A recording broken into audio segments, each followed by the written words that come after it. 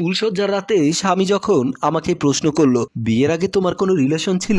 আমি আমার প্রাক্তন প্রেমিক রাহাতের কথা বললাম। তখন আমার স্বামী রাগান্বিত হয়ে বলল, তুমি কি ভার্জিন আছো? কথাটা শুনে আমার চোখ দিয়ে পানি বের হয়ে গেল।